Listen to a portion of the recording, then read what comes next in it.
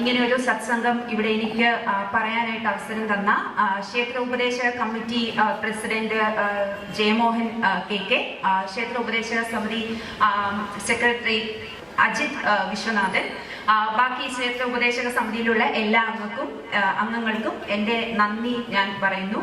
ഒരുപാട് താങ്ക്സ്. ഇപ്പോ ഞാൻ ഇവിടെ എന്ത് പറയുന്നു അത് ഭഗവാൻ എന്നിലൂടെ എന്താണോ പറയാൻ ഉദ്ദേശിക്കുന്നത് അത് മാത്രമേ എനിക്ക് പറയാൻ പറ്റത്തുള്ളൂ. ഞാൻ അതിനുവേണ്ടി എന്തൊക്കെ തയ്യാറെടുപ്പ് ചെയ്തു വന്നാലും എന്തൊക്കെ പഠിച്ചിട്ട് വന്നാലും ഒന്നും ഇവിടെ നിൽക്കുമ്പോൾ പറയാൻ പറ്റില്ല. എന്താണോ ഭഗവാൻ ഇവിടെ ഇരിക്കുന്ന ആൾക്കാരോട് എന്നെ കൊണ്ട് ഒരു ഇൻസ്ട്രുമെന്റ് പോലെ പറയിപ്പിക്കുന്നത് അത് മാത്രമേ എനിക്ക് പറയാൻ പറ്റുള്ളൂ. സത്സംഗം എന്ന് പറയുമ്പോൾ ആരാണോ അതിപ്പോ ഇവിടെ ഇരിക്കുന്ന ആർക്കും എന്നേക്കാൾ മനോഹരമായി ചെയ്യാൻ പറ്റും. കൃഷ്ണന്റെ കഥകൾ അല്ലെങ്കിൽ ഭഗവാന്റെ കഥകൾ അല്ലെങ്കിൽ കീർത്തനം, അത് ഒരു സത്സംഗം എന്ന് പറയുമ്പോഴത്തേക്കിന് അത് കേൾക്കാൻ താല്പര്യമുള്ള ആൾക്കാരുടെ മുന്നിൽ പ്രസന്റ് ചെയ്യുക, അതാണ് സത്സംഗം. അപ്പോ എൻ്റെ ഒരു ഏജിനും എൻ്റെ ഒരു അറിവിനും ബുദ്ധിക്കും പറ്റുന്ന രീതിയിലുള്ള കാര്യങ്ങളാണ് ഞാനിവിടെ പറയുന്നത്. അതിൽ തെറ്റുണ്ടെങ്കിൽ ദയവായി എല്ലാവരും ക്ഷമിക്കണം. ഹരേ കൃഷ്ണ. അപ്പോ ആദ്യമായി നമ്മൾ പറയുന്നു എന്താണ് കൃഷ്ണൻ എന്ന് പറയുമ്പോൾ, ഇപ്പോ ഭഗവത്ഗീതയിൽ പറയുന്നുണ്ട്, അമൃതാനന്ദമയി മഠത്തിലെ സ്വാമിജി പറഞ്ഞ പോലെ നമ്മളുടെ ജീവിതത്തിന്റെ ലക്ഷ്യം തന്നെ പരമാത്മാവിനെ അറിയുക എന്നുള്ളതാണ് ജീവിത ലക്ഷ്യം. അപ്പം അതില് എന്താണ് കൃഷ്ണനെ? ഇപ്പോ നമ്മള് എല്ലാ മതത്തിലുള്ള ആൾക്കാരും പല രീതിയിലാണ് നമ്മൾ ഈശ്വരനെ ആരാധിക്കുന്നത്. അല്ലെ, എല്ലാം ഒരേ ശക്തി തന്നെയാണ്, പക്ഷെ പല രീതിയിൽ ആരാധിക്കുന്നത്.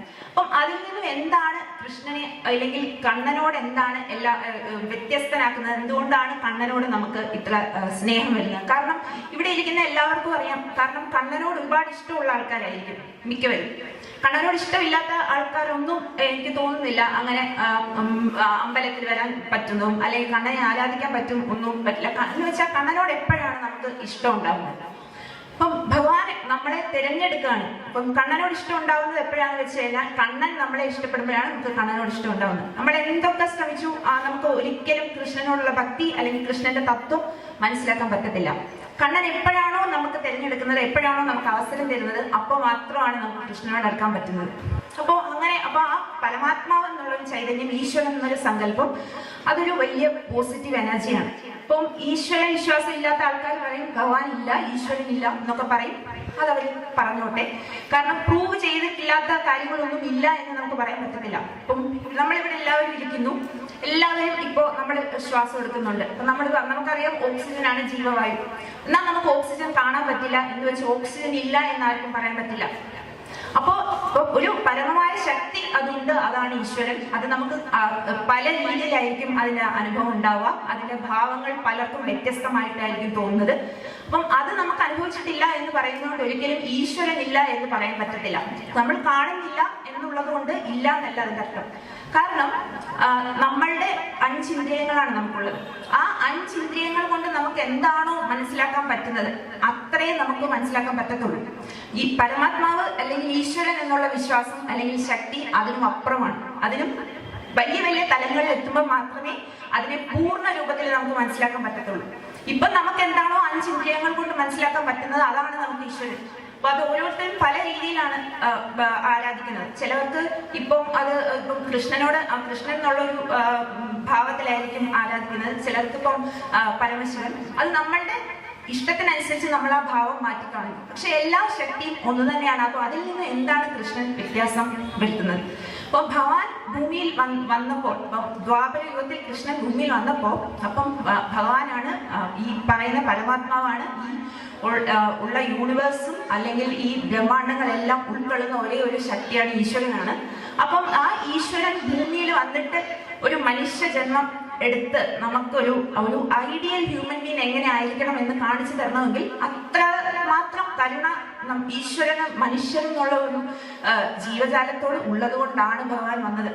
അപ്പോ നമുക്കുള്ള ആ 5 സെൻസസിൽ എങ്ങനെയാണോ നമുക്ക് ഭഗവാനെ അറിയാൻ പറ്റുന്നത്, അപ്പൊ ആ ഒരു രീതിക്ക് പറ്റുന്ന രീതിയിലാണ് ഭഗവാൻ വന്നത്. കൃഷ്ണ എന്ന് പറയുന്ന വാക്കിന്റെ അർത്ഥം തന്നെ ടു അട്രാക്ട് എന്നാണ്. എന്ന് വെച്ചാൽ ഭഗവാൻ എല്ലാവരെയും തന്നിലേക്ക് ആകർഷിക്കുന്നു എന്നാണ്. ഭഗവാന്റെ പേര് തന്നെ അങ്ങനെയാണ്. അപ്പോൾ അങ്ങനത്തെ ഒരു കൃഷ്ണൻ എന്നുള്ള ഒരു രൂപത്തിൽ ദ്വാപര യുഗത്തിൽ അങ്ങനെ വൃന്ദാവനത്തിൽ വരണമെങ്കിൽ മനുഷ്യർക്ക് എങ്ങനെയാണോ മനസ്സിലാവുന്നത് ആ രീതിയിലാണ് ഭഗവാൻ വന്നത്. വേറൊരു രീതിയിൽ വന്നിട്ട് ഇപ്പം ഈശ്വരനുണ്ട്, ശക്തി ഉണ്ട് എന്നൊക്കെ പറഞ്ഞു കഴിഞ്ഞാൽ നമ്മുടെ ഇന്ദ്രിയങ്ങൾ കൊണ്ട് അത് മനസ്സിലാക്കത്തില്ല. ഇന്ദ്രിയങ്ങൾ കൊണ്ട് മനസ്സിലാവുന്നതിലും അപ്പുറമാണ് ആ തത്വം. നമുക്ക് മനസ്സിലാവുന്ന രീതിയിൽ ഏറ്റവും നന്നായി പറഞ്ഞു തന്ന ഒരു അവതാരമാണ് ഭഗവാന്റെ. അപ്പൊ അതുകൊണ്ടാണ് കൃഷ്ണൻ എല്ലാവർക്കും ഏറ്റവും സ്നേഹം ഭഗവാനോടായിരിക്കും മിക്കവർക്കും.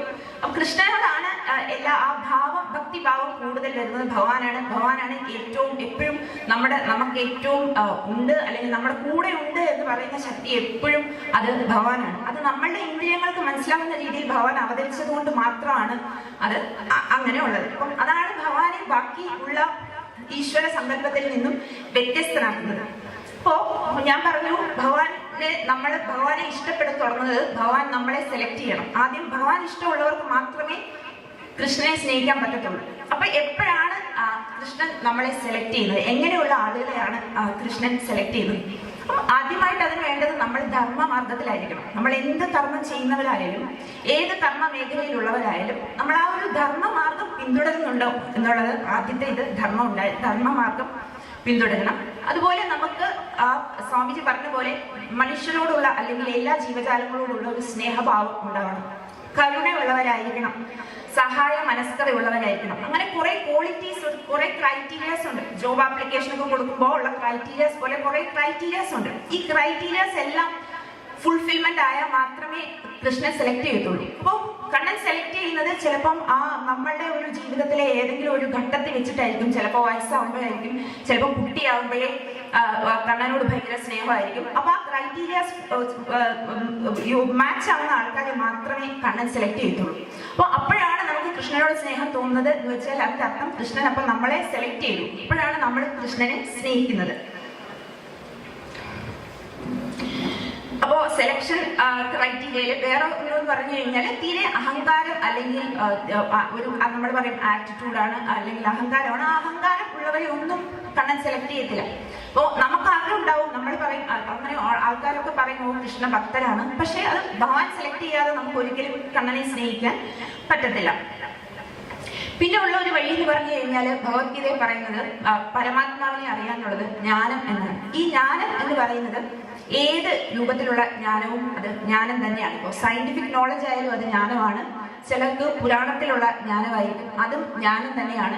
യോഗ വഴിയുള്ള ജ്ഞാനം അല്ലെങ്കിൽ മെഡിറ്റേഷൻ വഴിയുള്ള ജ്ഞാനം, അങ്ങനെ ജ്ഞാനം പല രീതിയിലാണ്. ഇപ്പോൾ ഭാഗവതം എല്ലാ ദിവസവും വായിക്കുന്നവര് അമ്മൂമ്മ അമ്പലത്തില്, അവർക്ക് ഭാഗവതത്തിലാണ് ജ്ഞാനം. അപ്പൊ അതും എല്ലാം ഈ ജ്ഞാനം എന്ന് പറയുന്നത് അല്ലെങ്കിൽ സയൻസ് എന്ന് പറയുന്നത് ഭഗവാനിലോട്ട് എത്തിച്ചേരാന്നുള്ളൊരു മാർഗമാണ്. അങ്ങനെ പല മാർഗങ്ങൾ ഭഗവത്ഗീതയിൽ പറയുന്നുണ്ട്. അതിൽ ഇമ്പോർട്ടന്റ് ആയിട്ടുള്ള ഒരു മാർഗം എന്ന് പറയുന്നത് ജ്ഞാനമാണ്. ഈ ജ്ഞാനം ഏത് മേഖലയിലുള്ള ജ്ഞാനവും ആവാം. ഇപ്പോൾ ഒരു ടീച്ചർക്കാണെങ്കിൽ അവർ പഠിപ്പിക്കുന്ന വിഷയത്തിലുള്ള ജ്ഞാനം, അതും സയൻസ് ആണ്. അതും ഭഗവാനിലേക്ക് എത്തിച്ചേരാനുള്ള ഒരു വഴിയായിട്ടാണ് ഭഗവത്ഗീതയിൽ പറയുന്നത്. അപ്പോ നമ്മൾ പറഞ്ഞു, അപ്പം കൃഷ്ണനോട് നമുക്ക് ഇഷ്ടം തോന്നുന്നു. അപ്പം ഈ കൃഷ്ണനോട് ഇഷ്ടം തോന്നുന്നു, കൃഷ്ണ ഭക്തരാണ്. അപ്പം നമ്മൾ പറയും നമുക്ക് പരീക്ഷണങ്ങൾ ഉണ്ടാവുന്നു, അല്ലെങ്കിൽ ഇപ്പൊ നമ്മൾ തന്നെ ചിലപ്പോൾ ചോദിക്കുമോ കൃഷ്ണ, ഇപ്പം നമ്മൾ കൃഷ്ണനോട് ഭയങ്കര ക്ലോസ് ആണ്, പിന്നെ എന്തുകൊണ്ടാണ് നമുക്ക് ജീവിതത്തിൽ പ്രതിസന്ധികൾ ഉണ്ടാവുന്നത് അല്ലെങ്കിൽ പ്രശ്നങ്ങൾ ഉണ്ടാവുന്നത്, ദുഃഖങ്ങൾ ഉണ്ടാവുന്നത്? അതിന്റെ ഒരു റീസൺ എന്തായിരിക്കും? കാരണം നമുക്കറിയില്ല, നമ്മളെല്ലാം നല്ലതായിട്ട് ചെയ്യുന്നു, ധർമ്മം പിന്തുടരുന്നു, നമ്മളെ കർമ്മങ്ങളെല്ലാം നന്നായിട്ട് ചെയ്യുന്നു, മറ്റുള്ളവരോട് നമ്മൾ നന്നായി പെരുമാറുന്നു. പിന്നെ എന്തുകൊണ്ടാണ് ചില ആൾക്കാർക്ക് അല്ലെങ്കിൽ എല്ലാവർക്കും ഈ ദുഃഖങ്ങൾ ഉണ്ടാകുന്നത് അല്ലെങ്കിൽ പ്രതിസന്ധികൾ ഉണ്ടാകുന്നത് എന്തുകൊണ്ടായിരിക്കും? ഈ പ്രതിസന്ധികൾ ഉണ്ടാവുന്നതിനെ പറ്റി ഭഗവത്ഗീതയിൽ പറയുന്നതെന്ന് വെച്ച് കഴിഞ്ഞാൽ അത് നമ്മുടെ പാസ്റ്റ് ലൈഫ് കർമ്മ എന്ന് പറയും. ഞാൻ നേരത്തെ പറഞ്ഞതുപോലെ ഓക്സിജൻ ഉണ്ട് എന്ന് പറയുന്നത് കാണാൻ പറ്റുന്നില്ല എന്ന് പറഞ്ഞ് ഓക്സിജൻ ഇല്ല എന്ന് പറയാൻ പറ്റില്ല. ഇപ്പൊ ഈ പാസ്റ്റ് ലൈഫ് ഉണ്ട് എന്ന് പറയുന്നതിനെ പറ്റി ഒരുപാട് പഠനങ്ങൾ നടന്നിട്ടുണ്ട്, ഇന്റർനാഷണലി ആയാലും ഇന്ത്യൻ ജേർണൽസിലായാലും. അപ്പോൾ ഒരുപാട് പഠനങ്ങൾ നടന്നിട്ടുള്ളതിൽ പാസ്റ്റ് ലൈഫ് ഉണ്ട് എന്നുള്ള ഒരു ഇത് തന്നെയാണ് പ്രൂവ് ചെയ്തിട്ടുള്ളത്. അപ്പോൾ അതിന് ഞാനൊരു ഉദാഹരണമായി ഒരു കഥ പറയാം. ഞാനിപ്പോ ഇവിടെ പാസ്റ്റ് ലൈഫ് പ്രൂവ് ചെയ്തിട്ടുണ്ട് എന്ന് പറയുമ്പോൾ ചിലർ ചിന്തിക്കും അതൊക്കെ വെറുതെ പറയുന്നതാണ്. അല്ല, പാസ്റ്റ് ലൈഫ് കർമ്മ എന്ന് പറയുന്ന ഒരു കോൺസെപ്റ്റ് അതുള്ളതാണ്, സയന്റിഫിക് ആണ്, അത് അങ്ങനെ തന്നെയാണ്. അപ്പോ ഈ പാസ്റ്റ് ലൈഫിനെ പറ്റിയ ഒരു കഥ എന്ന് പറയുന്നത് 1985 മുമ്പേ മരിച്ചുപോയ ഒരു സ്ത്രീയുണ്ട്. ശാന്തി ദേവി എന്നാണ് അവരുടെ പേര്. അപ്പൊ അവര് ഡൽഹിക്ക് അടുത്തുള്ള ഒരു ഗ്രാമത്തിലായിരുന്നു അവര് ജീവിച്ചിരുന്നത്. അപ്പൊ അവര് ജീവിച്ചിരുന്ന് അവർക്കൊരു 4 വയസ്സായപ്പോ തൊട്ട് അവരവരുടെ വീട്ടില് പറഞ്ഞു തുടങ്ങി. എന്ന് വെച്ചാൽ അവരുടെ വീട്, ശരിക്കുള്ള വീട് ഒരു 100 കിലോമീറ്റർ അപ്പുറമുള്ള ഉത്തർപ്രദേശിലെ ഒരു ഗ്രാമത്തിലാണെന്നും അവർക്ക് അവരുടെ വീട്ടിലെ അച്ഛന്റെ പേര്, അമ്മയുടെ പേര്, അവര് വിവാഹം കഴിഞ്ഞിരുന്ന ഒരു സ്ത്രീയാണെന്നും അവർക്ക് ആ ജന്മത്തിൽ ഒരു കുഞ്ഞുണ്ടായിരുന്നെന്നും 4 വയസ്സുള്ള കുട്ടിയാണ് ഈ ശാന്തി ദേവി. അവരാണ് ഇത് പറയുന്നത്. അപ്പൊ അവർക്കൊരു കുഞ്ഞുണ്ടെന്നും അവിടെ ഹസ്ബൻഡും എല്ലാവരും ഇപ്പോഴും ഉണ്ടെന്നും അങ്ങനെ സ്ഥിരമായി പറയും. 4 വയസ്സുള്ള ഒരു കുട്ടി പറയുന്ന സമയത്ത് എല്ലാ മാതാപിതാക്കളെ പോലെ അവരുടെ മാതാപിതാക്കളും പറഞ്ഞു, ഇല്ല ഇത് കുഞ്ഞു വെറുതെ പറയുന്നതാണ് അങ്ങനെ. അപ്പൊ ഈ കുട്ടി സ്കൂളിൽ ചേർന്ന സമയത്ത് ഇത് തന്നെ ടീച്ചേഴ്സിനോടും പറയാൻ തുടങ്ങി. അപ്പൊ അങ്ങനെ അവരുടെ പ്രിൻസിപ്പൽ ഇത് ശ്രദ്ധിച്ചിട്ട് അതിനെപ്പറ്റി കൂടുതൽ വിവരങ്ങൾ അന്വേഷിച്ചിട്ട് അങ്ങനെ ഒരാളെ വിട്ടു. ഈ കുട്ടി പറയുന്ന ഒരു ഗ്രാമത്തിലോട്ട് ഒരാളെ വിട്ടു, ഉത്തർപ്രദേശില്. അങ്ങനെ ആ ആള് അവിടെ ചെന്ന് അന്വേഷിച്ചു നോക്കിയപ്പോൾ ഈ കുഞ്ഞ് പറയുന്ന കാര്യങ്ങളൊക്കെ ശരിയാണ്. ഇങ്ങനത്തെ ഒരു വീടുണ്ട്, അവിടെ ഒരു സ്ത്രീ മരിച്ചു പോയിട്ടുണ്ട്, കുറച്ച് വർഷങ്ങൾക്ക് മുമ്പ് മരിച്ചു പോയിട്ടുണ്ട്.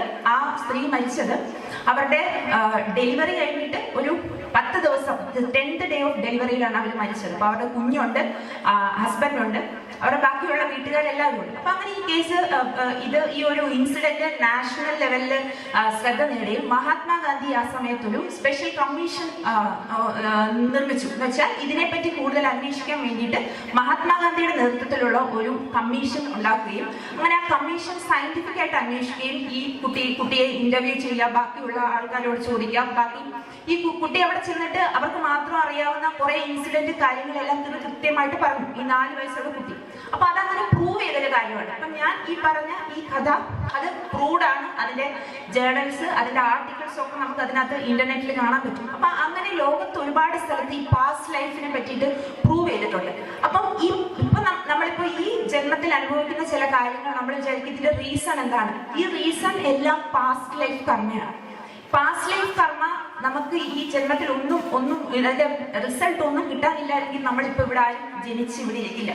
കാരണം ഭഗവത്ഗീതയിൽ പറയുന്ന മനുഷ്യ ജന്മം കിട്ടണമെങ്കിൽ ഒരുപാട് കുഞ്ഞു ജീവികളിൽ നിന്ന് തുടങ്ങി ലാസ്റ്റ് ആണ്, അതെല്ലാവർക്കും അറിയാം, ലാസ്റ്റ് ആണ് മനുഷ്യന്റെ ജന്മം കിട്ടുന്നത്. ഈ മനുഷ്യന്റെ ജന്മം കിട്ടിക്കഴിഞ്ഞു കഴിഞ്ഞാൽ നേരെ നമ്മൾ പരമാത്മാവിൽ എത്തിച്ചേരുന്നുമില്ല.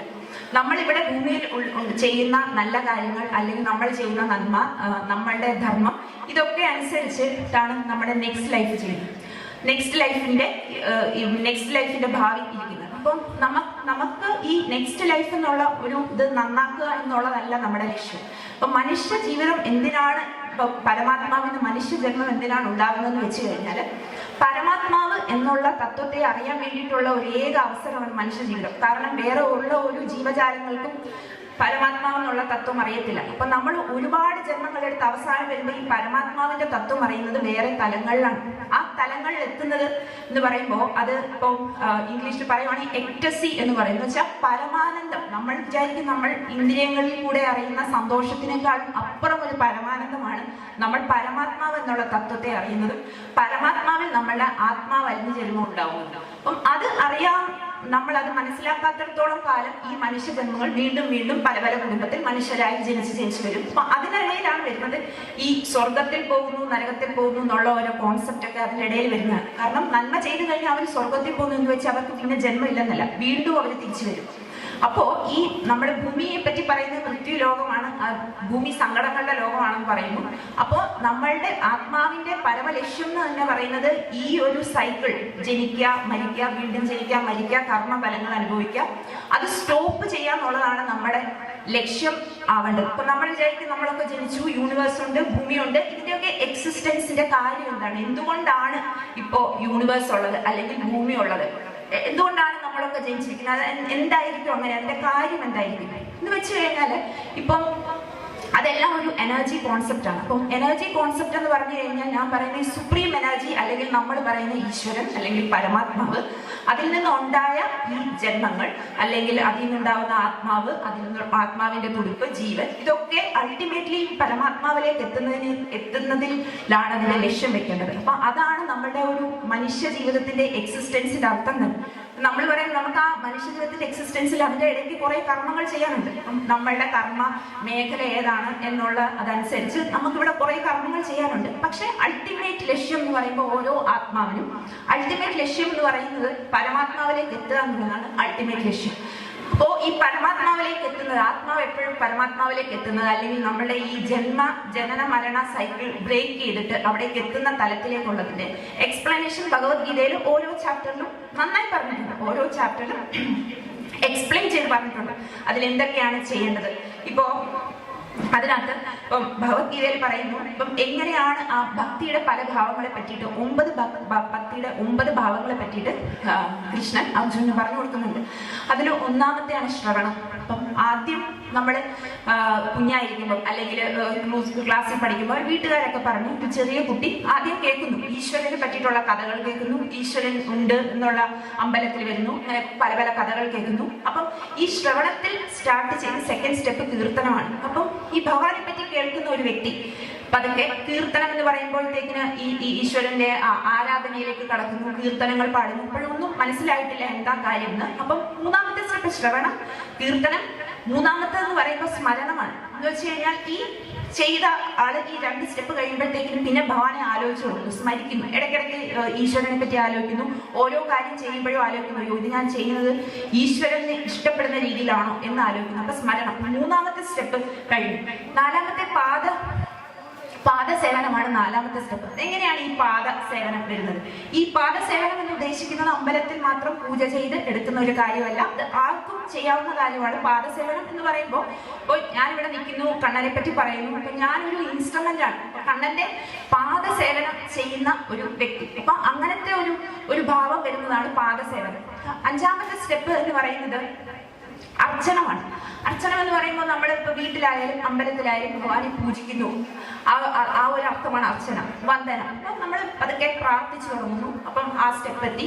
പ്രാർത്ഥന കഴിഞ്ഞിട്ട് അടുത്ത സ്റ്റെപ്പ് എന്ന് പറയുന്നത് ദാസ്യമാണ്. ദാസ്യം എന്ന് പറയുമ്പോൾ ഭഗവാനിൽ എല്ലാം അർപ്പിച്ച് ഈശ്വരനിൽ അർപ്പിച്ച് ചെയ്യുന്ന കാര്യങ്ങൾ. അപ്പം ഓരോ വ്യക്തിയും തോന്നുകയാണ്, ഓ ഞാൻ ഭഗവാന്റെ ഒരു സെർവൻ്റ് ആണ്, അല്ലെങ്കിൽ ഞാനൊരു ഈശ്വരന്റെ കയ്യിലെ ഒരു ടൂളാണ്, അപ്പം ഞാൻ ഇന്ന രീതിയിൽ കാര്യങ്ങൾ ചെയ്യണം. അപ്പൊ അവിടെ എത്തി ആ ഒരു സ്റ്റെപ്പ് കടന്നു കഴിഞ്ഞു. അപ്പൊ ദാസ്യം എന്നുള്ള ഭാവം കഴിഞ്ഞു. ഈ ദാസ്യം കഴിഞ്ഞ് വരുന്നതാണ് സഖ്യം എന്ന് പറയുമ്പോൾ ഈ ഭഗവാൻ ഈശ്വരന്റെ ദാസനായിട്ടുള്ള ഒരാൾക്ക് മാത്രമേ ഈശ്വരനുമായിട്ട് ഫ്രണ്ട്ഷിപ്പ് ഉണ്ടാക്കാൻ പറ്റത്തുള്ളൂ. അപ്പോൾ നമ്മളിപ്പം ഇപ്പം കൃഷ്ണനെ ഇഷ്ടമുള്ള ആൾക്കാർ പറയുന്നു കണ്ണൻ നമുക്ക് ഫ്രണ്ട് പോലെയാണ്, നമ്മളെപ്പോഴും സംസാരിക്കുന്നു, കണ്ണൻ സംസാരിക്കുന്ന പോലെ തോന്നുന്നു, നമ്മൾ ചോദിക്കുന്ന കാര്യങ്ങൾക്ക് ഉത്തരം പറയുന്ന പോലെ തോന്നുന്നു. ആ ഒരു ലെവൽ എത്തുന്നതെന്ന് പറയുമ്പോൾ അത് വളരെ മുന്നിലുള്ള ഒരു സ്റ്റെപ്പാണ്. ഈ സഖ്യം എന്ന് പറയുന്നത് ഈശ്വരനായിട്ട് ഉണ്ടാക്കുന്ന ഫ്രണ്ട്ഷിപ്പ് എന്ന് പറയുന്നത് വളരെ മുന്നിലുള്ള ഒരു സ്റ്റെപ്പാണ്. ഏറ്റവും അവസാനത്തെ സ്റ്റെപ്പാണ്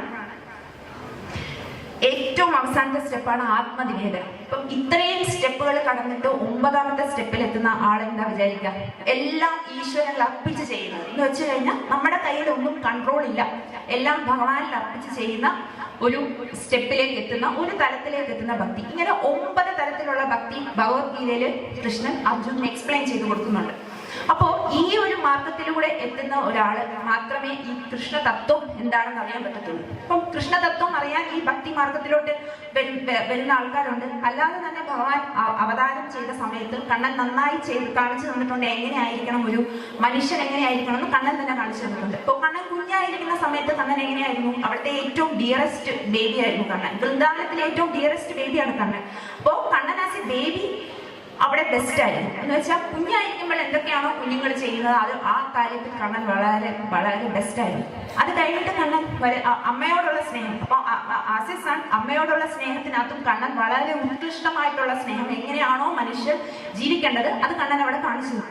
പിന്നെ വൃന്ദാവനത്തിലുള്ള ആൾക്കാരോടായിട്ടുള്ള സ്നേഹം, ഈ സ്നേഹം എങ്ങനെയായിരിക്കണം എന്നുള്ളതും കണ്ണൻ കാണിച്ചു തന്നു. അപ്പം ഇതൊക്കെ ആണെങ്കിലും ഭഗവത്ഗീതയിൽ പറയുന്നുണ്ട് നമ്മളെല്ലാത്തിൽ നിന്നും ഡിറ്റാച്ച്ഡ് ആയിരിക്കണം എന്ന് പറയും. നമ്മൾ എല്ലാത്തിൽ നിന്നും മാറി നിന്നുകൊണ്ട് തന്നെ എന്നാൽ എല്ലാത്തിനും ഉണ്ട്, പക്ഷെ എല്ലാത്തിലേക്കും അത് നമുക്കതിനൊരു ഡിപ്പെൻഡൻസി വരാത്തൊരു രീതിയിൽ കാണിച്ചു തന്ന ഒരു ജീവിതമാണ് കണ്ണൻ. അത് കഴിഞ്ഞിട്ട് കണ്ണൻ സ്നേഹം കാണിച്ചു തന്നിട്ടുണ്ട് അല്ലെ. ഇപ്പോ അതിനകത്ത് വരുന്നതാണ് കണ്ണന്റെ സ്നേഹഭാവമായിട്ട് പറയുന്നതാണ് രാധ. അപ്പോ രാധാറാണിയെ പറ്റി പറയുന്നത് എന്താന്ന് വെച്ച് കഴിഞ്ഞാല് കണ്ണന്റെ തത്വം അറിയുന്ന ഒരാള് രാധാറാണിയുടെ തത്വം അറിയുന്നത് അതിനേക്കാൾ മേളിലുള്ള സ്റ്റെപ്പാണ്. രാധാറാണിയുടെ തത്വം അറിയണമെങ്കിൽ കണ്ണന്റെ തത്വത്തിനേക്കാട്ടിൽ വളരെ മുകളിൽ നിൽക്കുന്ന തത്വമാണ് രാധാറാണിയുടെ തത്വം. രാധാറാണിയുടെ തത്വം അറിയുന്ന ഒരാൾ സ്പിരിച്വൽ ലെവലിൽ വളരെ മുന്നോട്ട് പോയിരിക്കുന്ന ഒരാൾക്ക് മാത്രമേ രാധാറാണിയുടെ തത്വം മനസ്സിലാക്കാൻ പറ്റത്തുള്ളൂ. അപ്പം ആരാണ് രാധാറാണി? ഇപ്പം നമ്മുടെ കണ്ണനും രാധ എന്ന് പറയുമ്പോൾ കണ്ണനും രാധയും ഒരേ ആത്മാവിലെ രണ്ട് ഭാവങ്ങളാണ് കൃഷ്ണനും രാധയും. അപ്പോൾ ഈ അതിനൊരു ചെറിയൊരു ഉദാഹരണം പറയുവാണെങ്കിൽ ഇപ്പം ഭഗവാൻ ഭഗവത്ഗീതയിൽ പറയുന്നുണ്ട്, ആരാണോ എന്ന് വെച്ചാൽ എത്ര ദുഷ്ടനായ മനുഷ്യരും അവർക്ക് അതിന്റെ കുറ്റബോധം തോന്നി ഭഗവാന്റെ പാദത്തിൽ വന്ന് സമർപ്പിക്കുവാണെങ്കിൽ ഭഗവാൻ അവരെ അക്സെപ്റ്റ് ചെയ്യും, ഞാൻ സ്വീകരിക്കും എന്ന് പറയുന്നുണ്ട്. പക്ഷെ രാധാറാണിയുടെ ഭാവം എന്ന് പറഞ്ഞു കഴിഞ്ഞാൽ നമ്മൾ ഒരാളൊരു കുറെ ദുഷ്കർമ്മങ്ങളൊക്കെ ചെയ്തു, അപ്പം ലാസ്റ്റ് കുറച്ച് കുറ്റബോധമൊക്കെ വന്നു തുടങ്ങി. ആ കുറ്റബോധം വന്നു തുടങ്ങി നേരെ ഭഗവാന്റെ പാദത്തിലേക്ക് പോയി തുടങ്ങുന്നതിന് മുന്നേ രാധാറാണി സ്വീകരിക്കും. അപ്പോൾ രാധാറാണിയുടെ ഭാവം ഭഗവാന്റെ ഭാവത്തിനെക്കാട്ടി വളരെ മുന്നിൽ നിൽക്കുന്ന ഒരു ഭാവമാണ് രാധാറാണിയുടെ. കണ്ണനുള്ള സ്നേഹഭാവം മൊത്തവും വെച്ച് വന്ന ആത്മാവിന്റെ ഭാവമാണ് രാധാറാണി. അപ്പോ കണ്ണനെ അറിയണമെങ്കിൽ അല്ലെങ്കിൽ കണ്ണനോടുള്ള ഭക്തി തോന്നണമെങ്കിൽ രാധാറാണിയാണ് നമ്മളെ ആദ്യം സെലക്ട് ചെയ്യേണ്ടതെന്ന് പറയും. ആദ്യം രാധാറാണി സെലക്ട് ചെയ്യുന്ന ആൾക്കാർക്ക് മാത്രമേ കണ്ണന്റെ അടുത്ത് എത്താൻ പറ്റുള്ളൂ. എന്നാൽ ഇവർ രണ്ടുപേരും രണ്ടല്ല, ഇവർ രണ്ടും ഒന്നാണ്. അപ്പൊ അതാണ് രാധാറാണിയുടെ തത്വം. അപ്പം അതുപോലെ കണ്ണൻ അവിടെ ദ്വാപരയിൽ രാജാവായിരുന്ന സമയത്ത് എങ്ങനെയായിരിക്കണം ഒരു ഐഡിയൽ രാജാവ്, എങ്ങനെയായിരിക്കണം ഭരിക്കേണ്ടത്, അപ്പൊ അതിന്റെ ഒരു ഐഡിയൽ അതിന്റെ ബെസ്റ്റ് രാജാവായിരുന്നു കണ്ണൻ. അപ്പൊ ആസ് എ ബേബി ബെസ്റ്റ് ആയിരുന്നു, ആസ് എ സൺ ബെസ്റ്റ് ആയിരുന്നു, ആസ് എ ലവർ ബെസ്റ്റ് ആയിരുന്നു, ആസ് എ റൂളർ ബെസ്റ്റ് ആണ്. അത് കഴിഞ്ഞ് ആസ് എ ഫ്രണ്ട് നമുക്ക് എല്ലാവർക്കും അറിയാം. കുചേലന്റെ കഥ വരുമ്പോഴും ബാക്കി ഫ്രണ്ട്സിന്റെ കഥ വരുമ്പോഴും ഒക്കെ കണ്ണൻ അവിടെയും ബെസ്റ്റ് ആയിരുന്നു കൃഷ്ണൻ. പിന്നെ കൃഷ്ണൻ കാണിച്ചു തന്നിട്ടുണ്ട് ധർമ്മം, അത് യുദ്ധത്തിലായാലും. അപ്പോൾ കൃഷ്ണൻ ധർമ്മം കാണിച്ചു തന്ന ഏറ്റവും വലിയ ഉദാഹരണം കണ്ണന്റെ യദുകുല വംശം നശിക്കട്ടെ എന്ന് മുനിയുടെ ശാപം സാമ്പനി കിട്ടിയപ്പോ കണ്ണൻ അപ്പം ഈശ്വരനാണ്, ഭഗവാനാണ്, കണ്ണൻ അതിന് പവറുണ്ട്, കണ്ണൻ അതിന് എന്ത് വേണമെങ്കിലും ചേഞ്ചസ് വരുത്താം, മുനിയോട് പറയാം ഇത് എന്റെ തന്നെ ഗ്രാൻഡ് സൺ ആണ്, അപ്പം ക്ഷമിക്കണം, അപ്പൊ എന്റെ കുലമാണ് നശിക്കുന്നത്. ഇതൊന്നും കണ്ണൻ അവിടെ ഒരു റെക്കമെൻഡേഷൻ ഒന്നും ചെയ്തില്ല. അതിന്റെ അർത്ഥം എന്ന് വെച്ച് കഴിഞ്ഞാൽ നമ്മുടെ വീട്ടിലുള്ളവരാണെങ്കിലും നമ്മുടെ അടുത്ത് ഉള്ളവരാണെങ്കിലും ബന്ധുക്കളാണെങ്കിലും ധർമ്മം ആരാണോ ധർമ്മം ചെയ്യാത്തത് അവർക്ക് കൂട്ട് നിൽക്കുന്നില്ല. നമ്മൾ അങ്ങനെയാണോ ചെയ്യുന്നത്? അല്ല, നമ്മുടെ വീട്ടിലുള്ള ആളെല്ലാം അങ്ങനെ ചെയ്തത് അത് കുഴപ്പമില്ല. നമ്മുടെ വീട്ടിലുള്ള ആരെന്ത് ചെയ്താലും കുഴപ്പമില്ല, ബാക്കിയുള്ളവർ ചെയ്താൽ മാത്രമേ പ്രശ്നമുള്ളൂ. ഇല്ല, അപ്പോൾ കണ്ണൻ അങ്ങനെ ജീവിച്ച ഒരു മനുഷ്യരുടെ ജീവിതം എങ്ങനെയാണോ അത് ചെയ്യേണ്ടത് അങ്ങനത്തെ ഒരു യൂസർ മാനുവൽ കാണിച്ചു തന്ന ആളാണ് കൃഷ്ണൻ. അപ്പോൾ ഈ കൃഷ്ണനെ ഇത്രയും കാര്യങ്ങളിൽ നിന്നാണ് കൃഷ്ണൻ വ്യത്യസ്തമാക്കുന്നത്. ഇപ്പോൾ ശങ്കരാചാര്യൻ പറഞ്ഞിട്ടുണ്ട്, നാ ഗുണ നാ ദുഃഖ നാ സുഖ നാ ഗുണ നാ പാപ വെച്ച് കഴിഞ്ഞാൽ എനിക്ക് സുഖവും വേണ്ട ദുഃഖവും വേണ്ട ഭൂമിയിൽ, എനിക്ക് ഇവിടുത്തെ പുണ്യങ്ങളും വേണ്ട ഇവിടുത്തെ പാപങ്ങളും വേണ്ട, ഭഗവാനിൽ മാത്രം പരമാത്മാവിൽ മാത്രം അലിഞ്ഞു ചേർന്നാൽ മതി. ഇവിടുത്തെ പുണ്യങ്ങൾ മാത്രം വേണമെന്ന് പറയുന്ന ആൾക്കാരാണ് ഞാൻ പറഞ്ഞ പോലെ വീണ്ടും വീണ്ടും ജനിക്കേണ്ട വരും. കാരണം നമ്മൾ പുണ്യം ചെയ്യുന്നു, പുണ്യകർമ്മത്തിന്റെ ഫലം അനുഭവിക്കണം എന്ന് വെച്ച് നമ്മൾ പുണ്യം ചെയ്യേണ്ടെന്നല്ല, പുണ്യം ചെയ്തുകൊണ്ട് തന്നെ പരമാത്മാവിനെ അറിയാനായിട്ടുള്ള ഒരു യാത്ര, അത് ആ ഒരു ലക്ഷ്യമാക്കുന്ന സമയത്ത് പിന്നെ അവർക്ക് അവിടെ വീണ്ടും ജനിക്കേണ്ട വരില്ല. നമ്മൾ പരമാത്മാവിലേക്കാണ് എത്തിച്ചേരുന്നത്.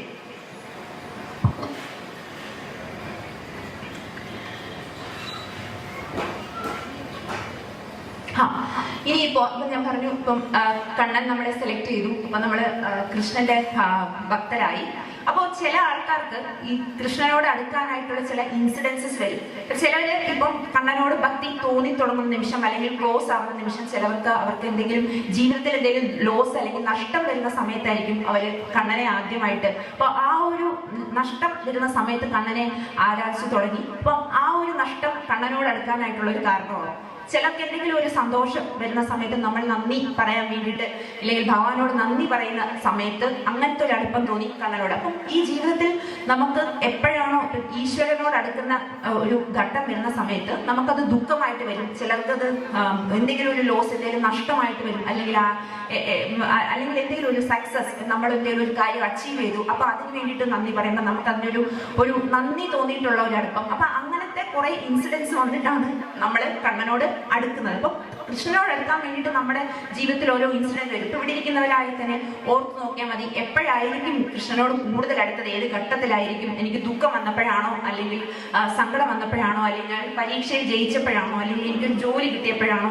ഇതൊക്കെ നമ്മുടെ ഞാൻ പറഞ്ഞ പോലെ ഇന്ദ്രിയങ്ങളുടെ ഇതിനകത്ത് കെട്ടുപാടിൽ മായയിൽ നമുക്ക് തോന്നുന്ന കാര്യങ്ങളാണ്. പക്ഷെ നമ്മൾ മനുഷ്യരായതുകൊണ്ടും നമുക്ക് ആ 5 ഇന്ദ്രിയങ്ങൾ കൊണ്ട് മാത്രമേ മനസ്സിലാക്കാൻ പറ്റുന്നതുകൊണ്ടും ഇങ്ങനത്തെ ഒരു ഇൻസിഡന്റ് ഇല്ലാതെ നമുക്ക് ഈശ്വരനിലേക്ക് അടുക്കാൻ പറ്റത്തില്ല. കാരണം നമ്മൾ ഈ പറയുന്ന ബാക്കി തലങ്ങളൊന്നും നമുക്ക് മനസ്സിലാവുന്നതിനെക്കാട്ടിലും അപ്പുറത്തുള്ള തലമാണ് പരമാത്മാവിലേക്ക് അടുപ്പിക്കാനുള്ള തലങ്ങൾ. ഈ ഋഷികൾ, മുനികൾ അവരൊക്കെ ചെയ്യുന്ന കാര്യങ്ങൾ. അപ്പോ ഭക്തി തന്നെ പല രീതിയിലുണ്ട്. ഇപ്പൊ നമ്മൾ വ്രതം എടുക്കാറുണ്ട് ഭക്തി. അപ്പൊ ഒരു സ്വാമി ഒരിക്കൽ ഒരു ടോക്കിന്റെ ഇടയ്ക്ക് പറഞ്ഞതാണ്, ഭക്തി നമ്മളുടെ വിശപ്പിൽ വരുമ്പോൾ അത് വിശപ്പ് വ്രതമാവുന്നു. ഭക്തി ആഹാരത്തിൽ വരുന്ന സമയത്ത് ആ ആഹാരം പ്രസാദമാകുന്നു. ഭക്തി ജലത്തിൽ വരുവാണെങ്കിൽ ആ ജലം ചരണാമൃതമാകുന്നു. ഭക്തി സംഗീതത്തിൽ വരുമ്പോൾ സംഗീതം കീർത്തനമാകുന്നു. ഭക്തി യാത്രയിൽ വരുമ്പോൾ യാത്ര തീർത്ഥയാത്രയാവുന്നു. ഭക്തി നമ്മുടെ ക്രയവിക്രയങ്ങൾ വരുമ്പോൾ ആ ക്രയവിക്രയങ്ങൾ കാര്യക്രമമാവുന്നു. ഭക്തി നമ്മുടെ മനുഷ്യനിൽ വരുമ്പോൾ, ഭക്തി വ്യക്തിയിൽ വരുമ്പോൾ വ്യക്തി മനുഷ്യനാവുന്നു എന്നൊരു സ്വാമി ഒരു ടോക്കിൽ പറയുന്നുണ്ട്. അപ്പോ ഈ ഭക്തി എവിടെയൊക്കെ വരുന്നോ ആ എവിടെയൊക്കെ വരുന്നുണ്ടോ അതിന്റെ ബെസ്റ്റ് ഫോമിലാണ് കിട്ടുന്നത്. അപ്പൊ ഈ ഭക്തി ഉണ്ടാവുക എന്ന് പറയുന്നത് നമ്മളെ തന്നെ ഉദ്ബോധിപ്പിച്ച് നമ്മൾ തന്നെ വേറൊരു തലത്തിലേക്ക് എത്തുന്നതാണ് ഭക്തി. അപ്പോ അല്ലാതെ ഭക്തിക്ക് വേണ്ടിയിട്ട് നമ്മൾ എപ്പോഴും അമ്പലത്തിൽ വരിക, അല്ലെങ്കിൽ എപ്പോഴും നാമജപമില്ല. നമ്മളുടെ എല്ലാ ഭൗതികമായ എല്ലാ കാര്യങ്ങളും കർമ്മങ്ങളും ചെയ്തുകൊണ്ടിരിക്കുമ്പോൾ തന്നെ ഭഗവാനെ ആരാണോ ഓർക്കുന്നത്, എല്ലാം ഈശ്വരനിൽ സമർപ്പിച്ച് ആരാണോ ചെയ്യുന്നത്, അപ്പം അതും ഒരു ഭക്തി തന്നെയാണ്. പരമാത്മാവിനെ അറിഞ്ഞുകൊണ്ടിരിക്കാനുള്ള ശ്രമം. ബാക്കി ദുഷ്കർമ്മങ്ങളൊന്നും ചെയ്യുന്നില്ല. അപ്പൊ ഈ ഭക്തിക്ക് പ്രധാനമായിട്ട് വേണ്ടിയ ഒരു ഇതെന്ന് പറയുമ്പോൾ നമ്മൾ ഇതെല്ലാം ചെയ്യുന്നുണ്ട്, ആ 9 സ്റ്റെപ്സ് ചെയ്യുന്നുണ്ട്. പക്ഷെ കുറച്ച് ഭാഗം പറയുന്നതെന്ന് പറഞ്ഞാൽ നമ്മൾ കഴിക്കുന്ന ആഹാരം ഭക്തിയുടെ ഒരു ഘടകം തന്നെയാണ്. ഇപ്പോ നമ്മളതിനകത്ത് എല്ലാവർക്കും അത് അംഗീകരിക്കാൻ പറ്റിയെന്ന് വരില്ല. ആദ്യം എനിക്കും അംഗീകരിക്കാൻ പറ്റുന്ന ഒരു കാര്യമായിരുന്നില്ല. പക്ഷെ അത് പതുക്കെ എങ്ങനെയോ അത് അംഗീകരിച്ചു. അത് പക്ഷെ അതൊരു സത്യമാണ്. കാരണം നമ്മൾ നോൺ വെജ് കഴിക്കുന്നു. കാരണം നോൺ വെജ് കഴിക്കുന്നതിനെ പറ്റിയിട്ട് ഭഗവത്ഗീതയിൽ പറയുന്നുണ്ട്, തമോ ഗുണം ഉള്ളവർക്ക് ഉള്ള ആഹാരമാണ് നോൺ വെജ് എന്ന് വെച്ചാൽ കാലം കഴിഞ്ഞതും ദുർഗന്ധം വമിക്കുന്നതുമായ ഫുഡ് എന്ന് പറഞ്ഞു കഴിഞ്ഞാൽ തമോ ഗുണമുള്ളവർക്കുണ്ട്. അപ്പൊ അതുപോലെ തന്നെ ഇപ്പം ഈ ക്യാൻസർ അല്ലെങ്കിൽ ഒരുപാട് രോഗങ്ങൾ ഇപ്പൊ വരുന്ന ന്യൂ അസുഖങ്ങളൊക്കെ നമ്മൾ ഈ നോൺ വെജ് കഴിക്കുന്നതിൽ നിന്ന് ഒരുപാട്, ഇപ്പൊ വെജ് കഴിക്കുന്നവരെ വെച്ച് കമ്പയർ ചെയ്യുന്ന സമയത്ത് നോൺ വെജ് കഴിക്കുന്ന ആൾക്കാർക്ക് ഒരുപാട് അസുഖങ്ങളുണ്ട്. ഇപ്പൊ നമ്മൾ ഒരു ഉദാഹരണം പറയുകയാണെങ്കിൽ, ഇപ്പം ഫിഷ് കഴിക്കുന്ന ഒരാൾ അല്ലെങ്കിൽ മീൻ കഴിക്കുന്ന ഒരാൾ, ഞാൻ നേരത്തെ കഴിച്ചിരുന്നു, അപ്പോ അത് ഒന്നും തോന്നിയിട്ടുണ്ടായിരുന്നില്ല. ഇപ്പൊ ഈ കഴിച്ചുകൊണ്ടിരിക്കുന്ന ആൾക്കാർക്ക് ഇപ്പോഴും ഒന്നും തോന്നുന്നുണ്ടാവില്ല. അപ്പൊ നമ്മൾ ഈ മീനെ പിടിക്കുന്ന സമയത്ത് അത് വെള്ളത്തിൽ ഉള്ള ഒരു ജീവിയാണ്. നമ്മൾ അതിനെ വെള്ളത്തിൽ നിന്ന് എടുത്ത് കരയിലിടുന്നു. അപ്പൊ അത് ശ്വാസം മുട്ടിയാണ് മരിക്കുന്നത്, അല്ലെ? ഈ ശ്വാസം മുട്ടി മരിക്കുന്ന ഈ മത്സ്യത്തെയാണ് നമ്മൾ അതിനെ കറി വെച്ചാണ് കഴിക്കുന്നത്. അപ്പൊ നിങ്ങളൊന്ന് ഓർത്തു നോക്കൂ, നമ്മളിപ്പോ ഒരു മനുഷ്യ ജീവിതം ഏറ്റവും ഹയർ ഫോമിലായതുകൊണ്ട് നമ്മൾ ഇപ്പൊ ഭൂമിയിൽ നമ്മളെക്കാട്ടി ഹയർ ഫോമിലുള്ളവരാരും ഇല്ല. ഇപ്പൊ നമ്മളെക്കാട്ടി ഹയർ ഫോമിലുള്ള ഏതെങ്കിലും ഒരു ജീവൻ ഉണ്ടായിരുന്നെങ്കിൽ നമ്മളെ ഇപ്പം ഇങ്ങനെ ഇരിക്കുന്ന ഭൂമിയിൽ ഇരിക്കുന്ന ആൾക്കാരെ പിടിച്ച് നമ്മളെ വെള്ളത്തിലിട്ടിട്ട് നമ്മൾ ശ്വാസം മുട്ടി മരിച്ചിട്ട് പിന്നെ നമ്മളെ അവർ ഭക്ഷണമാക്കി കഴിക്കുന്നു ഓർത്തു നോക്കും. അപ്പൊ അത് അവിടെ അഹിംസയാണ് വരുന്നത്. അപ്പൊ ഈ അഹിംസ ചെയ്യുന്ന ഒരു ആൾക്കാർക്ക് ഭക്തി അതിന്റെ മൊത്തം രൂപത്തിൽ വരത്തില്ല. ഓക്കെ, അപ്പം നോൺ വെജ് കഴിച്ചുകൊണ്ടിരിക്കുന്ന ആൾക്കാരും ഭഗവാനെ ഇഷ്ടപ്പെടുന്ന ആൾക്കാരുണ്ട്, ഭഗവാനെ ഡിയറസ്റ്റ് ആയിട്ടുള്ള ആൾക്കാരുണ്ട്. കാരണം അവരുടെ കർമ്മങ്ങൾ അത്ര നല്ലതാണ്. ഇത് മാത്രമേ ഉള്ളൂ ഒരു കുഴപ്പം. ഇതും കൂടി ഇപ്പം ഭഗവാൻ പൂർണ്ണ അർപ്പണം വേണ്ടിയ ഒരാൾക്കാർ, പൂർണ്ണ അർപ്പണം വേണം എന്ന് ആഗ്രഹിക്കുന്ന ഒരാൾക്കാർ ഇതും കൂടി ഒന്ന് കൺട്രോൾ ചെയ്യുന്ന, കാരണം ഭഗവത്ഗീതയിൽ സാത്വിക ഭക്ഷണത്തെ പറ്റി പറയുന്നുണ്ട്. ഈ സാത്വിക ഭക്ഷണം എന്ന് പറഞ്ഞു കഴിഞ്ഞാൽ ഉണ്ടാക്കിയിട്ട് 3 മണിക്കൂറിനുള്ളിൽ കഴിക്കുന്ന, ചൂടോടുകൂടി കഴിക്കേണ്ട ഭക്ഷണമാണ് സാത്വിക ഭക്ഷണം. അതിലധികം എരിവുണ്ടാവില്ല, അധികം മധുരം ഉണ്ടാവില്ല, അധികം ഉപ്പുണ്ടാവില്ല. കാരണം നമ്മുടെ ഇന്ദ്രിയങ്ങൾക്ക് ടേസ്റ്റി ആയിട്ട് തോന്നുന്ന കാര്യങ്ങളൊക്കെ മിതമായ അളവിലുള്ള ഭക്ഷണമാണ് സാത്വിക ഭക്ഷണം. ഈ സാത്വിക ഭക്ഷണം കഴിക്കുന്നവർക്ക് രോഗങ്ങൾ ഉണ്ടാവില്ല എന്നാണ് ഭഗവത്ഗീതയിൽ പറയുന്നത്. അതുപോലെ രാജഗുണമുള്ളവർ കഴിക്കുന്ന ഭക്ഷണത്തെ പറ്റി അതിനകത്ത് പറയുന്നുണ്ട്. അപ്പം അതിൽ എരിവുണ്ടാവുക, പുളി ഉണ്ടാവുക, പുളി എരിവ് രസം കൂടുതൽ കഴിക്കുന്നവർക്ക് രാജഗുണം ഉണ്ടാവുന്നു എന്ന് പറയുന്നത്. അപ്പം സാത്വിക ഗുണമാണ് നമുക്ക് പരമാത്മാവിനെ അറിയാൻ വേണ്ടിയ ഒരു ഗുണം സാത്വിക ഗുണമാണ്. അതൊരു ബേസിക് ഫണ്ടമെന്റൽ ഗുണമാണ്. അപ്പം അതിനകത്ത് നമ്മൾ പറ്റുവാണെന്നുണ്ടെന്നുണ്ടെങ്കിൽ മാത്രം ഈ സാത്വിക ഭക്ഷണം കൂടി ഉൾപ്പെടുത്താൻ ശ്രമിക്കണം. നമുക്ക് ഭഗവത്ഗീത ഇപ്പോൾ ഞാൻ ഈ പറഞ്ഞ കാര്യങ്ങളൊക്കെ ഭഗവത്ഗീതയിൽ പല ചാപ്റ്റേഴ്സിലായിട്ട് പലയിടത്തായിട്ട് സ്പ്രെഡ് ചെയ്ത് കിടക്കുന്നതാണ്. അപ്പൊ എന്തുകൊണ്ടാണ് ഇപ്പം സ്വാമിജി പറഞ്ഞതുപോലെ നമ്മൾ എന്തുകൊണ്ടാണ് ചെറിയ ക്ലാസ്സിൽ കുട്ടികളെയും ഭഗവത്ഗീത വായിപ്പിക്കുന്നത് ശീലിക്കണം എന്ന് പറയുന്നത്? കാരണം ഭാഗവതം ഭഗവാന്റെ ഒരു ജീവചരിത്രമാണ്. ഭഗവത്ഗീത അതിൽ കണ്ണൻ ക്ഷമയോടുകൂടി അർജുനന് പറഞ്ഞു കൊടുത്ത കാര്യങ്ങളാണ്. കൃഷ്ണൻ വേണമെങ്കിൽ പറയായിരുന്നു, ഇല്ല നീ യുദ്ധം ചെയ്തേ പറ്റത്തുള്ളൂ, യുദ്ധം ചെയ്തോളൂ, ഇത്ര എനിക്ക് പറയാനുള്ളൂ എന്ന് പറഞ്ഞാൽ മാത്രം മതി അർജുൻ യുദ്ധം ചെയ്തേനെ. പക്ഷെ കണ്ണൻ വളരെ ക്ഷമയോടുകൂടി അർജുന് പറഞ്ഞു കൊടുക്കുകയാണ്, ഓരോ ക്വസ്റ്റ്യനും ആൻസർ പറഞ്ഞു കൊടുക്കുകയാണ്. ഇപ്പൊ നമുക്ക് എന്ത് സംശയം ഉണ്ടെങ്കിലും, നമുക്ക് എന്ത് പ്രശ്നം ഉണ്ടെങ്കിലും ഭഗവത്ഗീതയുടെ ഓരോ ചാപ്റ്ററിലും പ്രത്യേക ചാപ്റ്ററിൽ അല്ലെങ്കിൽ പ്രത്യേക വേഴ്സിൽ അതിന്റെ ആൻസർ ഉണ്ട്. അപ്പൊ ആ കുഞ്ഞുനാള് തൊട്ടേ ഭഗവത്ഗീത വായിക്കുന്നത് എന്ന് വെച്ചാൽ അതൊരു മതത്തിന്റെ ഭാഗമായിട്ടല്ല. ഭഗവത്ഗീത വായിക്കുന്നതിനകത്ത് നമ്മളുടെ യൂണിവേഴ്സിനെ പറ്റി പറയുന്നുണ്ട്, അതിന്റെ എക്സിസ്റ്റൻസിനെ പറ്റി പറയുന്നുണ്ട്. ഐൻസ്റ്റീൻ തന്നെ റിലേറ്റിവിറ്റി തിയറി ഉണ്ടാക്കുന്ന സമയത്ത് ഭഗവത്ഗീതയാണ് അതിന് റെഫറൻസ് ആയിട്ട് നോക്കിയത്. ഐൻസ്റ്റീൻ ഭഗവത്ഗീത വായിച്ചതിന് ശേഷമാണ് റിലേറ്റിവിറ്റി എന്ന് പറഞ്ഞ ആശയം ഐൻസ്റ്റീന് കിട്ടിയത്. അപ്പം അവരെല്ലാവരും വായിക്കുന്നു, പിന്നെ എന്തുകൊണ്ട് നമുക്ക് വായിച്ചുകൂടാ? ഭഗവത്ഗീത വളരെ സിംപ്ലിഫൈഡ് ഫോമിലായിട്ടുള്ള ബുക്സ് ഉണ്ട്. അത് കുഞ്ഞുങ്ങൾക്ക് വായിച്ചു കഴിഞ്ഞാൽ നന്നായി മനസ്സിലാവും. നമ്മളുടെ എല്ലാ ചോദ്യത്തിന്റെയും ഉത്തരമുള്ളതാണ് ഭഗവത്ഗീത. അതിനൊരു ശ്ലോകമുണ്ട്, ഭഗവത്ഗീത കിഞ്ചിതീത എന്ന് പറയുമ്പോൾ ആരാണോ ഭഗവത്ഗീതയുടെ ചെറിയൊരു ഭാഗം അല്ലെങ്കിൽ ചെറിയൊരു ശ്ലോകമെങ്കിലും അറിയുന്ന ഒരാൾ അല്ലെങ്കിൽ മനസ്സിലാക്കിയിട്ടുള്ള ഒരാള് ഗംഗാജല ലവ കണികാ പീത, ആരാണോ ഗംഗാജലം അറിഞ്ഞോ അറിയാതെയോ ഒരു തുള്ളിയെങ്കിലും ഭക്ഷിച്ചിട്ടുള്ളത്, സകൃതയേവം മുരാരി സമർച്ചം, ആരാണോ ഭഗവാനെ വളരെ ചെറിയ നേരത്തേക്കെങ്കിലും അല്ലെങ്കിൽ ചെറിയ രീതിയിലെങ്കിലും ആരാധിക്കുന്നത്, ക്രിയതേ തസ്വന യമേന ചർച്ച എന്ന് പറയുമ്പോൾ അങ്ങനെയുള്ള ആൾക്കാർക്ക് യമരാജനുമായിട്ട് ഒരിക്കലും ഒരു കോൺവെർസേഷൻ, ഒരു സംസാരം ചെയ്യേണ്ട വരില്ല. എന്താണ് അതിന്റെ അർത്ഥം? അപ്പോ ഭഗവത്ഗീത കുറച്ച് വായിച്ചിരിക്കുന്ന ആൾക്കാർക്ക് ഒരു വേഴ്സെങ്കിലും, വളരെ കുറച്ചെന്ന് പറയുമ്പോൾ ഒരു ചെറിയൊരു ശ്ലോകമെങ്കിലും അർത്ഥം മനസ്സിലാക്കിയിരിക്കുന്ന ഒരാൾക്ക് ഈ ഗംഗാജലം ഒരു തുള്ളിയെങ്കിലും അപ്പൊ അത്രയ്ക്ക് പുണ്യം എന്നാണ് പറയുന്നത്. ഭഗവാൻ കൃഷ്ണനെ ഒരു നിമിഷമെങ്കിലും അല്ലെങ്കിൽ വളരെ കുറച്ച് ഒരു ചെറിയ രീതിയിലെങ്കിലും ആരാധിക്കുന്ന ഒരാൾക്കാർക്ക് യമരാജനുമായിട്ട് ഒരിക്കലും സംസാരിക്കേണ്ടി വരുന്നില്ല എന്നൊരു സാൻസ്ക്രിറ്റ് വേഴ്സ് ഉണ്ട്.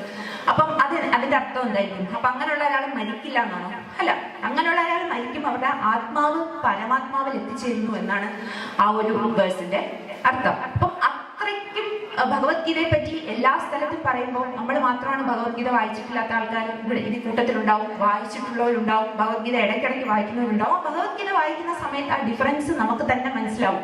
അത് നമ്മൾ പറഞ്ഞാൽ പറ്റില്ല, വായിച്ചറിഞ്ഞ് കഴിഞ്ഞിട്ട് കിട്ടുന്ന ഒരു എക്സ്പീരിയൻസ് ആണ്. അപ്പോ ഭഗവത്ഗീതയുടെ ഈ ഇമ്പോർട്ടൻസ് പറഞ്ഞുകൊണ്ട് ഞാൻ ഈ സത്സംഗം ഇവിടെ നിർത്തുന്നു. ഞാൻ പറഞ്ഞതുപോലെ സത്സംഗം ആർക്ക് വേണമെങ്കിലും ചെയ്യാം, കണ്ണനെ പറ്റി ആർക്ക് വേണമെങ്കിലും സംസാരിക്കാം. അപ്പോ അത് അത് കൃഷ്ണൻ അനുവദിച്ചാൽ മാത്രം ചെയ്യാൻ പറ്റുന്ന കാര്യമാണ്. ഇപ്പൊ ഞാൻ ഇതൊക്കെ പഠിച്ചു ചെയ്തു എന്ന് പറഞ്ഞ് ഇന്ന് വരാൻ പറ്റിയില്ലെങ്കിൽ കഴിഞ്ഞു, സത്സംഗം നടത്തില്ല. അതുപോലെ ആർക്ക് വേണമെങ്കിലും സത്സംഗം ചെയ്യാൻ പറ്റുന്ന കാര്യമാണ്. അപ്പൊ ഈ സത്സംഗം ചെയ്യാൻ വേണ്ടി എനിക്കിവിടെ ഒരു അവസരം തന്ന ഈ ക്ഷേത്ര ഉപദേശക സമിതി പ്രസിഡന്റ്, സെക്രട്ടറി, ബാക്കി ഉപദേശക സമിതിയിലുള്ള എല്ലാ ആൾക്കാരും, ഇവിടെ ക്ഷമയോടുകൂടി വന്നിരിക്കുന്ന ഭക്തജനങ്ങളും ഒക്കെ ഞാൻ എല്ലാവർക്കും നന്ദി പറയുന്നു. ഈശ്വരന് നന്ദി പറയുന്നു. ഭഗവാൻ പറ്റില്ല, ഇത് തന്നില്ല, പെർമിഷൻ തന്നില്ലായിരുന്നെങ്കിൽ ഇവിടെ ആർക്കും വന്ന് നിന്നിട്ട് കൃഷ്ണനെ പറ്റി ഒരു വാക്ക് പോലും പറയാൻ പറ്റില്ല. അതുപോലെ തന്നെ ഇപ്പൊ അവര് വളരെ മനോഹരമായിട്ടാണ് ഈ അമ്പലം കണ്ടിട്ടുള്ളത്. നമ്മളൊക്കെ കൊച്ചിലെ തൊട്ടേ കാണുന്ന ഒരു അമ്പലമാണ്. കാരണം ഇവിടെ ഉണ്ടാകുന്നതിന് അത്ര ഒരു പീസ്ഫുൾനെസ് നമുക്ക് വേറെ എങ്ങും കിട്ടില്ല. കാരണം ഇവിടുന്ന് മാറി നിൽക്കുമ്പോൾ, നാട്ടിൽ നിന്ന് മാറി നിൽക്കുമ്പോൾ നമുക്ക് മനസ്സിലാവും ഈ അമ്പലത്തിനുള്ളിൽ അല്ലെങ്കിൽ ഈ അമ്പലത്തിന്റെ സറൗണ്ടിങ്സിൽ ഉണ്ടാവുന്ന ഒരു പീസ്ഫുൾനെസ് വേറെ എനിക്ക് അറിയില്ല. ഞാൻ പോയിട്ടുള്ള സ്ഥലങ്ങളിലൊന്നും എനിക്ക് കിട്ടിയിട്ടില്ല. അത്രയ്ക്കൊരു പോസിറ്റിവിറ്റിയും അത്രയ്ക്കൊരു എനർജിയും അത്രയും പീസ്ഫുൾ ആയിട്ടുള്ളൊരു അന്തരീക്ഷമാണ് ഇതിനകത്തുള്ളത്. അപ്പോൾ ഈ അമ്പലത്തിന്റെ പണി നടത്താനുള്ള ഈ ഉപദേശക സമിതി അവർക്ക് അതിന് അവസരം കണ്ണൻ ഉണ്ടാക്കി കൊടുത്തതാണ്. അവർക്ക് വെറുതെ ഉപദേശക സമിതിയിൽ മെമ്പറാവാൻ പറ്റത്തില്ല. കണ്ണൻ, ഞാൻ പറഞ്ഞ പോലെ കൃഷ്ണൻ സെലക്ട് ചെയ്ത് വന്ന ആൾക്കാരാണ് ആ ഉപദേശക സമിതിയിൽ. അവർക്ക് പറഞ്ഞിട്ടുണ്ട് നിങ്ങൾ ഇങ്ങനെ ചെയ്യൂ, ഈ ക്ഷേത്രത്തെ ഇങ്ങനെ ചെയ്യൂ. അപ്പൊ എന്തിനാണ് നമ്മൾ ഒരു ഗ്രാമത്തിലെ ക്ഷേത്രം പണിഞ്ഞ് നമ്മൾ എന്തിനാണ് അതിന് പൈസയൊക്കെ കൊടുത്ത് പണിയുന്നത്? അപ്പൊ നമ്മൾ ഈ പിരിവൊക്കെ എടുക്കാൻ ചെല്ലുന്ന സമയത്ത് വീട്ടിലുള്ള ആൾക്കാർ പറയും, നിങ്ങൾ പാവങ്ങൾക്ക് ഇത് കൊടുക്കും, പൈസ കൊടുക്കും, നിങ്ങൾ എന്തിനാണ് അമ്പലം പണിയുന്നത്?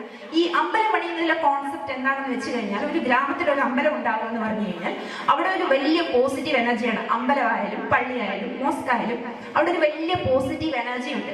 ഈ പോസിറ്റീവ് എനർജിയുടെ വൈബ്രേഷൻ കുറെ കിലോമീറ്റേഴ്സ് ചുറ്റളവില് ഈ പോസിറ്റീവ് വൈബ്രേഷൻ ഉണ്ടാവും.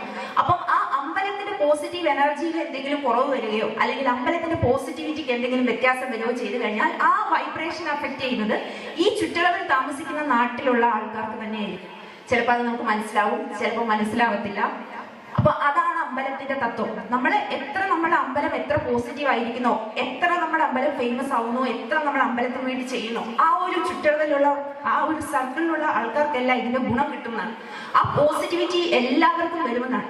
അപ്പോ ഈ ഉപദേശക സമിതിയിലുള്ള ആൾക്കാരെ കണ്ണൻ തന്നെ തിരഞ്ഞെടുത്തതാണ്. ഇപ്പൊ ഇനിയും അടുത്ത ഉപദേശക സമിതി വരുമായിരിക്കും. അതൊക്കെ കണ്ണൻ തിരഞ്ഞെടുക്കാതെ ആർക്കും ഉപദേശക സമിതിയിൽ വരാനും പറ്റില്ല, ഇപ്പൊ ഇവിടെ ഇരിക്കാനും പറ്റില്ല, ഈ അമ്പലത്തിൽ വരാനും പറ്റില്ല. അതൊക്കെ ഈശ്വരനോടുള്ള ഒരു വിശ്വാസം അല്ലെങ്കിൽ നമ്മുടെ നന്മ വെച്ച് മാത്രം പറ്റുന്ന കാര്യങ്ങളാണ്.